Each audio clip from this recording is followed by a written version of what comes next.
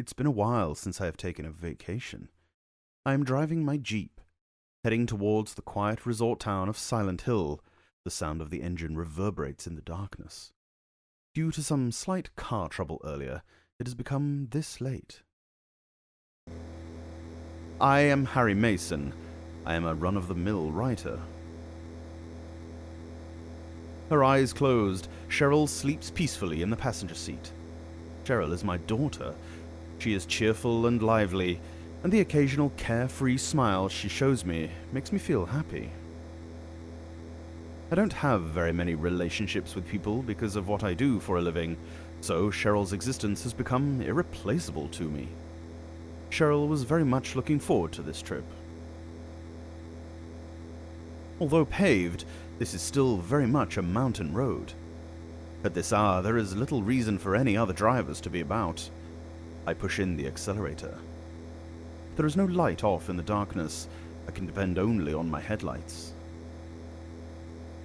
Light reflects off the rear-view mirror. It's a motorcycle.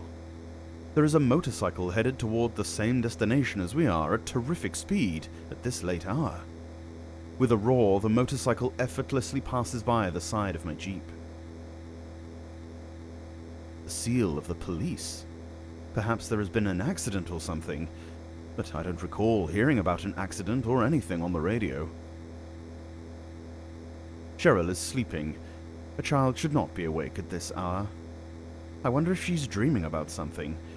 Tomorrow I have planned to take her to the amusement park. Maybe she's dreaming about riding the merry-go-round. I glance over at Cheryl's sleeping face and then return my eyes forward. The lighted area of the road almost appears to be belched out from the darkness as it moves towards me. Huh? Something enters my field of view. It's the motorcycle from just before. It is lying on its side on the shoulder of the road. No doubt about it, it's the same motorcycle that just passed me. There is no sign of the driver. Looks like the driver smashed into the surface of the rocks by the side of the road while trying to avoid some kind of obstacle, and thus that part of the motorcycle has been destroyed. I carefully check the way in which my vehicle is headed. However, I don't see anything that could be an obstacle to my advance in the area illuminated by the headlights. A strange atmosphere creeps in around me. The radio reception begins to become erratic. Perhaps I should turn back. But my foot persistently pushes down the accelerator with no intention of letting off. You can no longer turn back now. Something murmurs within me. Please, increase your speed some more. Someone murmurs within me. Cheryl's eyes are closed. She's dreaming. I know that I should be awake, but what is this uneasy feeling? I feel as if my body is not totally my own. It's like some strange being that is not me, is controlling me, like I am floating. My eyelids are heavy. As the steering wheel leaves my hand, it creates the illusion of setting the course on its own. Freezing cold, uneasiness, almost like being ready to fall asleep. I am just barely conscious, and now at my limit to maintain even that. Ah! When I saw the human figure on the road, I cut the wheel hard, and then there was nowhere else for my Jeep and I to go but down into the darkness below the cliff.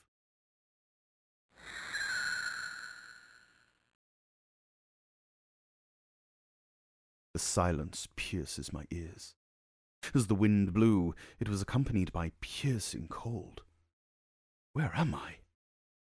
I can feel light faintly passing through my eyelids. I don't seem to be hurt. That much is clear to me because I don't feel any pain in my body. No, perhaps I've suffered an injury that doesn't cause any pain. I slowly try opening my heavy eyelids. Out of season, snow is pouring into the town. Other than the sound of droplets of ice hitting the ground, there is nothing else to be heard. Silent Hill. That is what is assuredly written on the sign by the side of the road.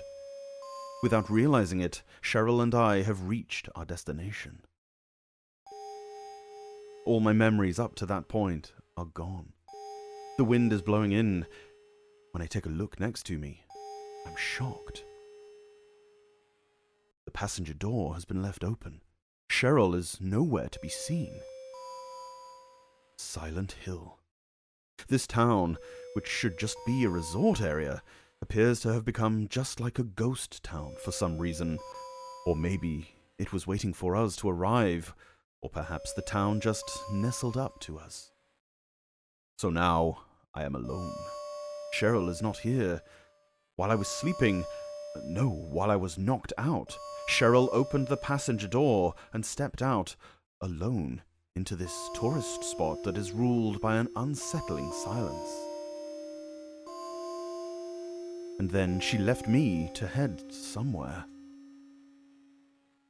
I tightly closed my jacket around my neck and set off on foot in search of Cheryl. I wonder what in the world happened here. Nothing makes any sense. The silence, the out-of-season snow, and strangest of all, the entire town is wrapped in a thick fog.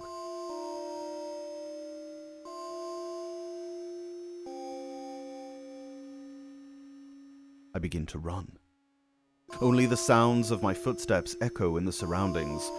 Just where in the world has Cheryl gone? Did someone lead her away? Various concerns run through my mind.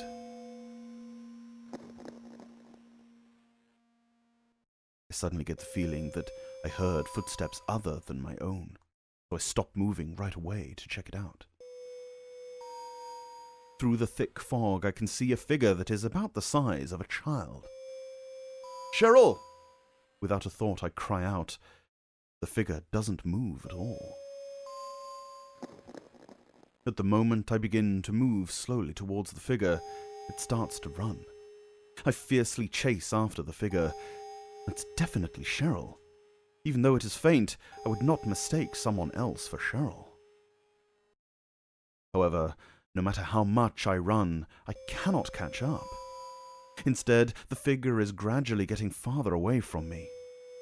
The figure puts on speed, as if gliding through the air. The figure appears to be absorbed by the fog as it begins to disappear. In order not to lose it, I run with all my strength while keeping my vision centered on the figure. I then notice that I have come to an alley surrounded by buildings. I don't know how, but it is like a cover was placed over the sky, which had provided light until now, and the area has become engulfed in darkness. From the darkness, I can hear multiple footsteps coming this way.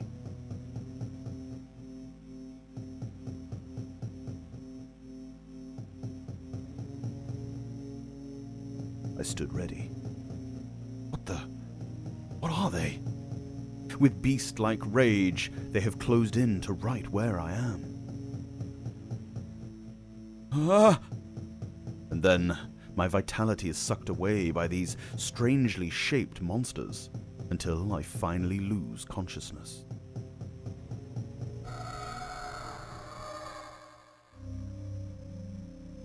Sybil Bennett.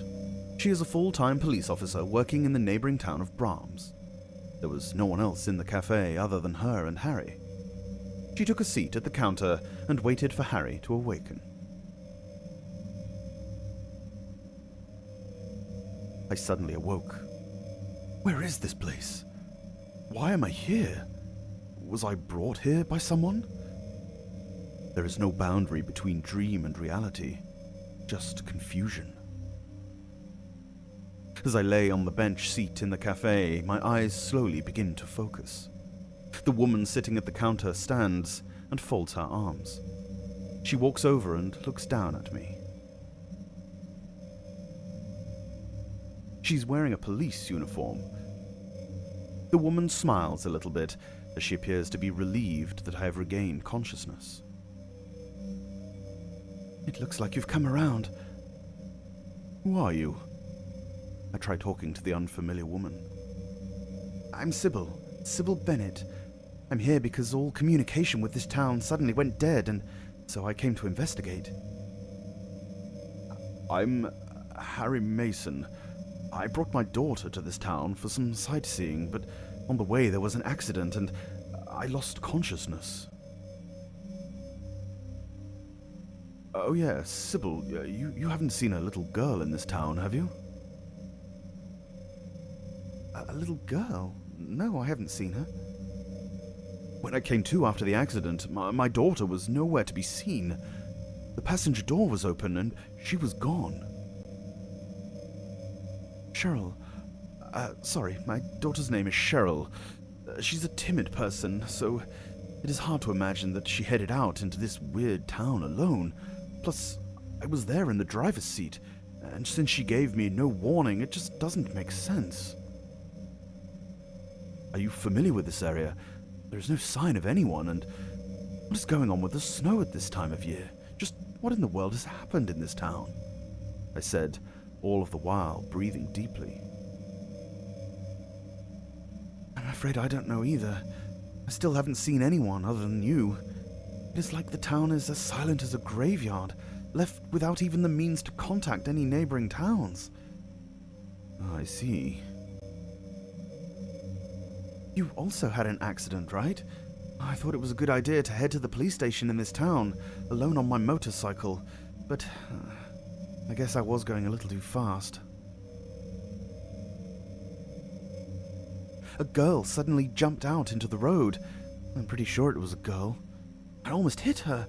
I cut the handlebars hard in order to avoid her. After that, I can barely remember anything. When I came to, I was lying in the street in front of this cafe. So naturally, I came in here to get out of the snow. And then I found you sleeping there. I was having some kind of terrible dream. As for if I made it here on my own, I don't remember at all. Just what in the world has happened in this town? What is going on with everything? Well, the situation is definitely strange. I will head back to Brahms for reinforcements and then return here. How about you? Sybil stood and fixed her collar with resolute fortitude. I've got to look for Cheryl. There's no way I can just leave her here alone. I see. Well, I'll give you this then. You never know what might happen under these circumstances. If you feel threatened, then pull the trigger without hesitating. I take the gun into my hand.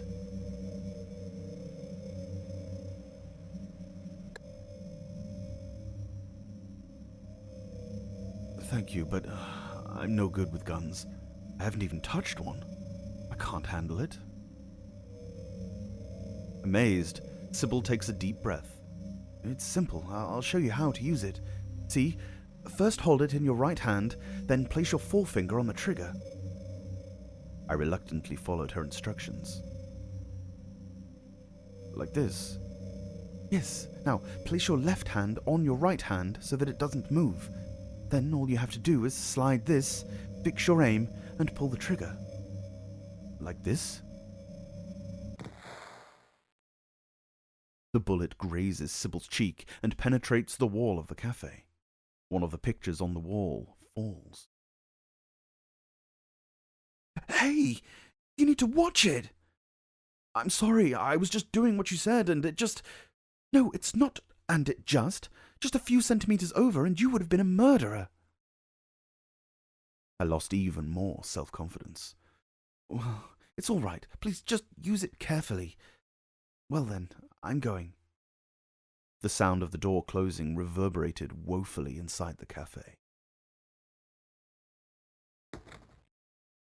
After being left alone in the cafe, I gazed at the handgun Sybil gave me for a little while. And then I thought about Cheryl, who had disappeared in this town. The figure I saw in the fog, that was definitely Cheryl, but she didn't answer my calls, and she was quite possibly moving away from me. Don't understand. I'm getting a bit mixed up. Still, the one thing I know for sure is that Cheryl has vanished in this town. All I can do is look for her. I may not have any knowledge of the surroundings or any clues, but I won't find Cheryl if I stay here. I stood up energetically and placed my hand on the cafe door.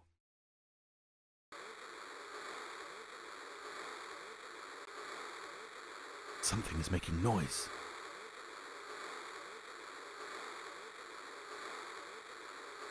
What is that noise?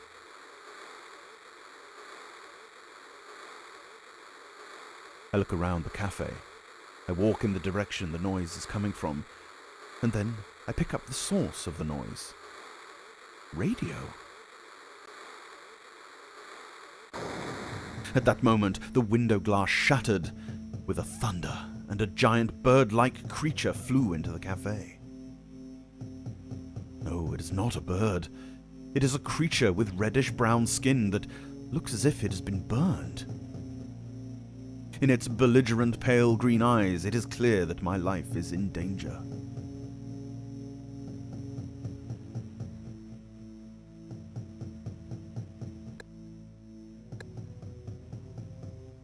I've got to get out of here. Outside. I can't move about so well in this tight indoor area. However, almost as if reading my mind, it moves to the only door in or out of the cafe, blocking my route. I can't escape. Then, right as I think that maybe it has pulled one of its wings far back, it swings it down at me, just missing my neck. Ah! I just barely avoided death, but in the process I ended up falling backwards. However, I didn't let go of the gun. The target is the wing. If I can destroy its wing, it won't be able to move. Then I can finish it at my leisure. My one shot hits the wing, blasting a hole in it. The creature loses altitude as it falls to the floor. Can't afford to waste bullets. I crush it with the thick sole of my shoe many times. As its strange cries die out, a dark red stain spreads out on the floor. What the hell? This is not a dream. What's happening to this place? Only the sound of my fist hitting the table echoes in the cafe. At my feet, the still warm corpse of the creature lies in the center of a pool of oddly colored liquid. After leaving the cafe, I decided to first head toward that alley from before. Black figures fly about in the heavens as if searching for prey. I then come to realize a constant. The static on the radio changes based on their movements. The closer the monsters come to me, the louder the static gets. My sight is hindered by the fog, and on top of that, the weather is so bad that snow is falling. So this is extremely important information. I run through the snow that appears to have no intention of stopping. Increasing my speed each time the static comes in on the radio, I proceed into the fog. Following the thin thread of my memory, I finally arrive at the alley from before. The evil atmosphere has dissipated and light pours in along with snow from in between the buildings. I move into the alley and it dead ends after a bit. At the end of the alley, I see a familiar sketchbook that appears to have been thrown away. The likeness of me that Cheryl drew is on the cover of the sketchbook. This is definitely Cheryl's. I try opening it. Inside, the following is written in red ink. To school.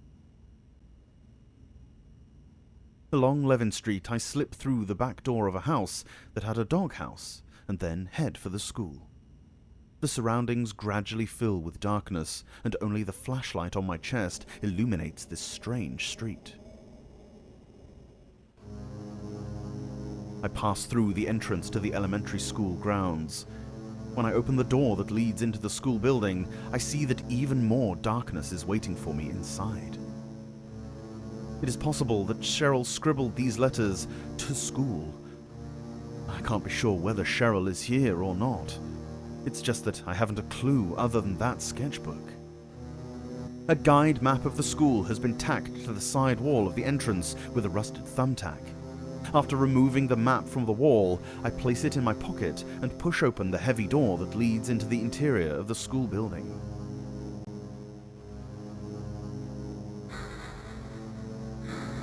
My footsteps and the creaking of the hallway.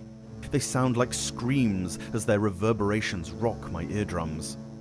I had been walking carefully, step by step, but without realizing it, I had begun to run.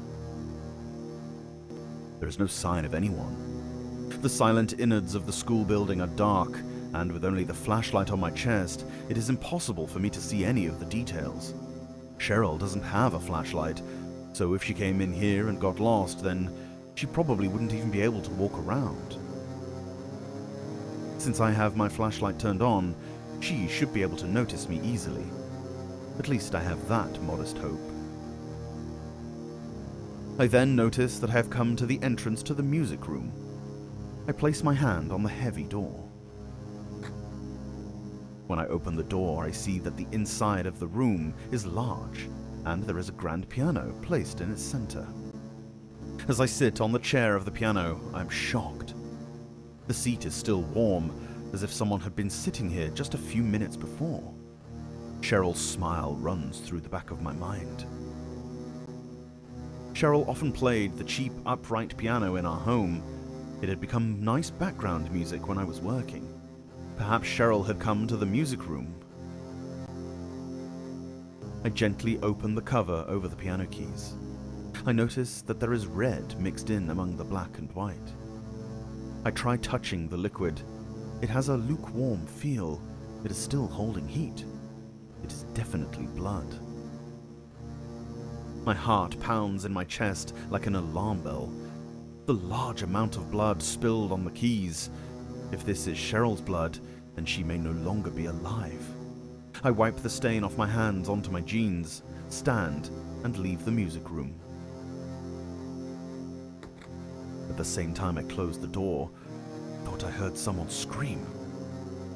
Maybe it was just my imagination. I walk down the hallway. The sleety mixture of snow pounds hard against the windows facing the courtyard. I take a look through a window down at the dark courtyard. The not-so-large courtyard is dotted with areas in which withered plants are growing. In addition to that, an old clock tower is faintly visible. From here, I cannot determine what time the clock is pointing to. Wait, something appears to be wriggling about in the darkness. An animal? No, it's dark and I can't see so well, but it is slowly moving on two legs. It appears to be searching for prey. At that moment, the radio I had clipped to my chest suddenly began making noise. As I return my sight to the hallway, a sharp pain runs through my thigh. When I look down, I see that the tips of those long claws are piercing my thigh. Those oddly shaped monsters, they are posed like they want to hug me and have gathered around my waist. They're about to bite me.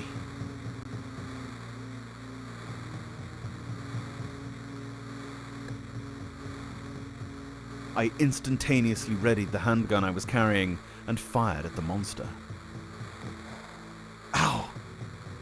I hit it, but its long claws dug deeper into my thigh, widening the wound. With my right hand, I push on its head part with force and knock it away. It then totters and falls down on its face. That was when I noticed that I had been hit. I ready the gun. I fix my aim on their heads and pull the trigger with my trembling index finger. I continue to shoot as each one of them appears. The smoke from the gunpowder began to fill the air around me, so I placed one hand over my mouth. Even after the noise from the radio had stopped, I could only stand there, paralyzed in utter amazement among their corpses. Cheryl all right? She shouldn't have been carrying anything that could be used as a weapon. I begin running. I can't just stand around. There's not a moment to lose. Cheryl is waiting for me. Wait a minute. Suddenly my vision became hazy or something, and I rub my eyes. When I look back, I see that all the bodies of the monsters have unexpectedly vanished. What? Was I hallucinating or something? I pull the guide map out of my inner pocket and shine the flashlight on it. And then I confirm that there is a boiler room located in the basement. My feet naturally began to take me there. I descend the stairs to the basement, taking one step at a time. The school building without light. As I move forward, I am beset on all sides by absolute darkness. As I head towards new fear and new enemies, my feet have no intention of stopping their advance. But oddly enough, I don't have a sense of justice. I just want to make sure that Cheryl is safe, to catch her in my arms. That is my only goal.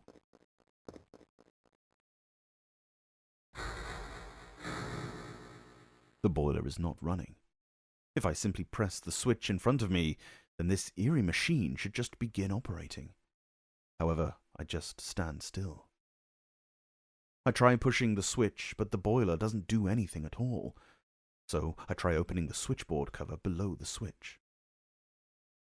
It appears that I must somehow supply power from the main power supply to the boiler. The power supply is on the right. From the left of the switchboard, a thick pipe extends out and is connected to the boiler.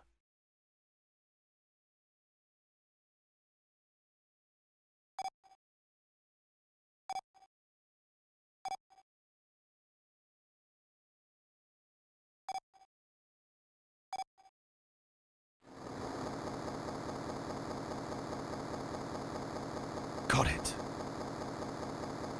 I have an instinctive feeling that by pushing this switch, that something outrageous may happen. Although at the same time, I also notice my daughter Cheryl's scream run through my heart, like a sense of duty that makes me feel that I must push the switch. I slowly push in the switch. The entire school building shudders as if it were a giant ship. The entire elementary school building appears as if it has been swallowed by Cheryl's heart as she stands alone in the darkness. I understand that I must do something. To the courtyard, the darkness softly whispers to me. The clock tower looks to be about tall enough to reach the third floor of the school. At its base, there is a small door about big enough for an adult to enter while bent down. The door solemnly opened. After opening, the door seems to beckon the one standing in front of it to enter with an irresistible mental energy. I cannot resist that power. As I enter, the door closes with a hopeless thunder. Inside the clock tower, a physiologically loathsome stench hung in the air. However, the smile of my beloved daughter in my heart lessens my uneasiness and lets me forget my fear, even if only for a moment. Reassured, I place my foot on the ladder leading underground, with my greatest motive, called love. The inside finally became a small passage about large enough for an adult. I run. Trusting that I will see her smile ahead, I run forward, stomping on concrete stained with the smell of death. Once I climb the ladder at the end of the tunnel, there will be no going back. I mutter Cheryl's name one more time. The depressing sound of the door closing echoes throughout the courtyard. Where am I? A raw, warm breeze brushes past my cheeks. The view lets me know that this is like a completely different world from the school I was just in. Once again, I think, where am I? I descend the small stairs leading away from the clock tower and become even more convinced. An extremely religious-looking design has been drawn in the center of the courtyard. Within a large double circle, a triangle has been placed, and within that, a strange pattern that looks like hieroglyphics is drawn. I don't remember this being here before, I mutter. This is definitely the school I was just in. The placement of the trees and the construction of the building. However, an overpowering feeling of nausea rises up throughout my body.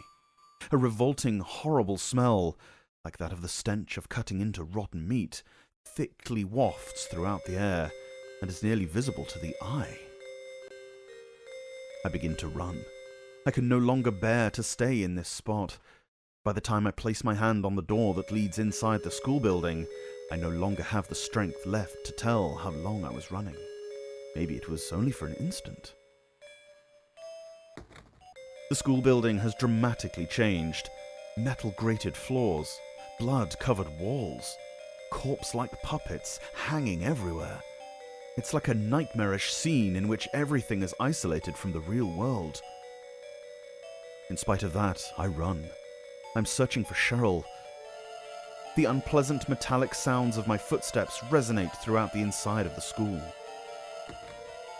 And then I open the door to the teacher's room. Perhaps the door is not installed correctly, as it took me several forceful tries to force it open. Once I enter the room, I'm shocked. Desks are strewn about, and a raw, rotten stench rules the room.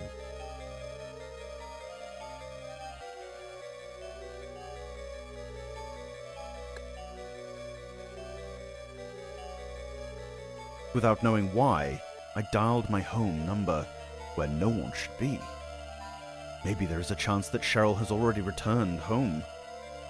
With slight hope,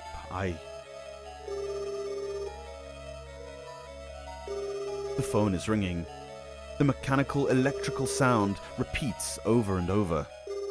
Then, all of a sudden, it stopped.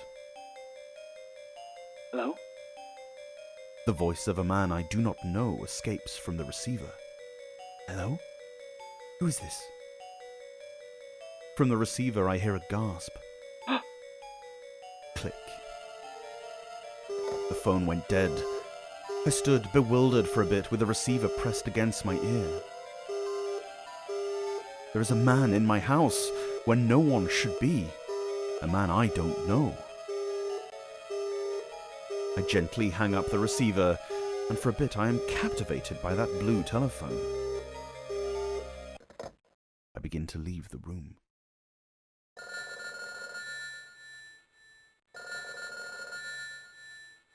My heart rapidly contracts. The mechanical bell sound echoes throughout the room. I nervously approach the telephone and once again pick up the receiver. Daddy, help me.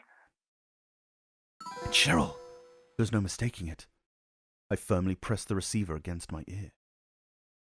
Daddy, where are you? Cheryl? Is this Cheryl? At that moment, Cheryl's voice is replaced with a busy signal.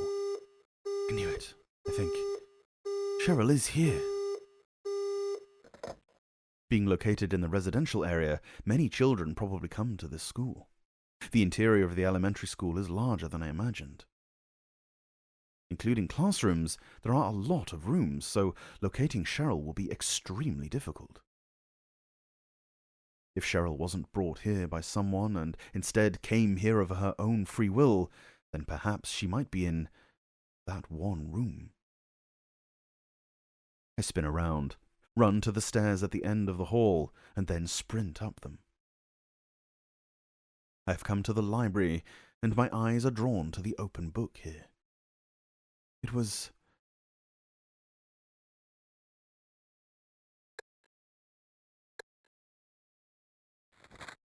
Depending on the region, each have the characteristic of having individual doctrines. From ancient times, the practice of offering a living sacrifice was the only way to avoid disaster. Most believers are those who have chosen to renounce the world for the sake of their beliefs, while those believers who cannot yet give up their material possessions need to deepen their knowledge of the sacred texts. However, some believers have a tendency to strictly hide the fact that they are believers from others. This is because they believed that if the fact that they are believers becomes known, then their effectiveness would become nothing. Even with black magic, which is thought to have vanished in present times, its magical spells are actively researched in such areas. In that process, an altar set alight with a sacred flame and a symbolic seal were acquired. Then, by summoning an evil being and bringing it to contact with a saint, a new existence is said to be able to be created. In this case, the saint is not limited to a priest, as an inanimate object can also be used. I become gripped with the sense that my actions have been controlled by someone this entire time. Coming to the library, seeing that specific page in the open book, even whatever it is that I must do now, it is a decision that is out of my hands. Everything that has happened has been in someone's hands. I have gradually come to understand this. Even still, I probably cannot determine my own course. I accept the direction of the unseen one to whom I must obey. In order to find Cheryl, there is no other alternative. I now know where it is I need to go. As I journey there, I walk firmly, stepping forward one step at a time. I descend a staircase from which uncomfortably warm air flows, and find an elevator at its base that invites me to descend even further, as its doors slowly open. Once I enter, its doors close, and in the next moment, with a rusty clunk sound, the elevator begins to descend at a high rate of speed. Just how far down is it going?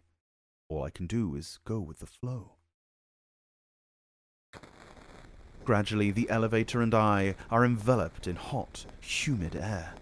The elevator stops, and I step off as its doors open.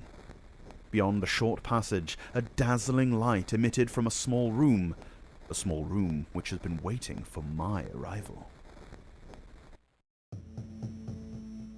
In the center, the fires of hell burned, and everything made it look like this room was meant for prayer. And then it was there.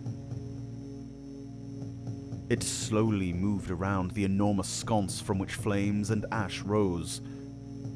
The lizard looks to have suddenly mutated. Its outer shell is a mucous membrane type. It just stares at me, and with surprisingly comfortable speed, it looks for a chance to attack.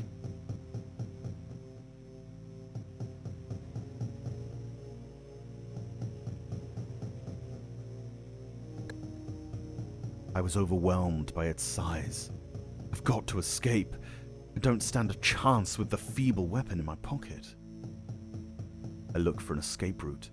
However, the entrance I came through is now closed by a thick, solid metal fence, without any opening which I could slide through. I cannot escape. At that moment, a part of my memory was suddenly awakened.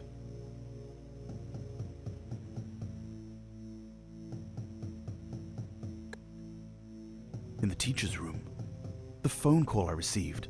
Cheryl's cries danced about in my memory. That's right. Cannot let myself die here. Cheryl is waiting somewhere for me to rescue her. She's still alive. I raised my head. Its hard scale shined in the light from the hellfires. It must have a weak point. If I can just hit that. I stood my ground and waited for its attack. I let it draw as close as I could. Inside its mouth, if I can just fire blindly in there. It had drawn close, and then its mouth sprung open. It looked as if it were planning to swallow me whole. My fingers trembled at its size. I could no longer hesitate. I aimed at the inside of its mouth and quickly pulled the trigger. Over and over, the sound of gunshots rang out from my weapon for as long as I had ammunition. And then I lost consciousness.